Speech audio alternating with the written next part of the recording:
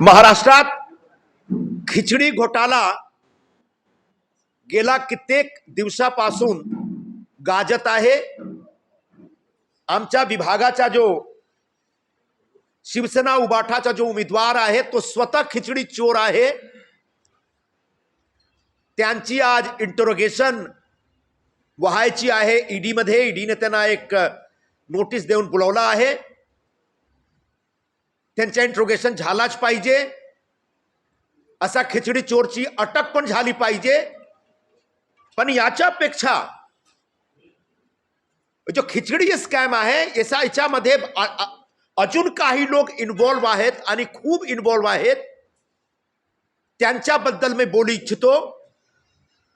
मी सांगू इच्छितो की खिचडी स्कॅमचे जो किंग पिन आणि सूत्रधार आहेत ते उबाठाचे प्रवक्ता स्वतः संजय राऊत आहेत। त्यांनी एक सब कॉन्ट्रॅक्टच्या माध्यमाने 16 रुपयामध्ये 100 ग्राम खिचडी सप्लाय केला। म्हणजे त्यांनी गोर गरिबासाठी जो खिचडी होती त्याच्यामधून 200 ग्राम खिचडी चोरी केली प्रत्येक पॅकेटमधून।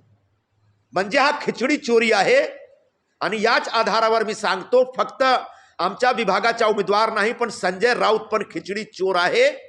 आणि त्यांनी गोर गरिबाची खिचडी चोरी केली आणि खिचडीच्या बद्दल सप्लायच्या बद्दल त्यांनी दलाली घेतली। स्वतःचे कुटुंबाचे जो सदस्य आहेत त्यांच्या नावाने। ठळक घडामोडींसाठी देशोन्नती न्यूज चॅनलला सबस्क्राइब करा आणि बेल आयकॉन प्रेस करा। मुंबई, पुणे, नागपूर, मराठवाडा असो का विदर्भ, राजकीय, सामाजिक, शैक्षणिक क्षेत्र असो का क्रीडा, सर्वच घडामोडीचे विश्लेषण पाहायला विसरू नका।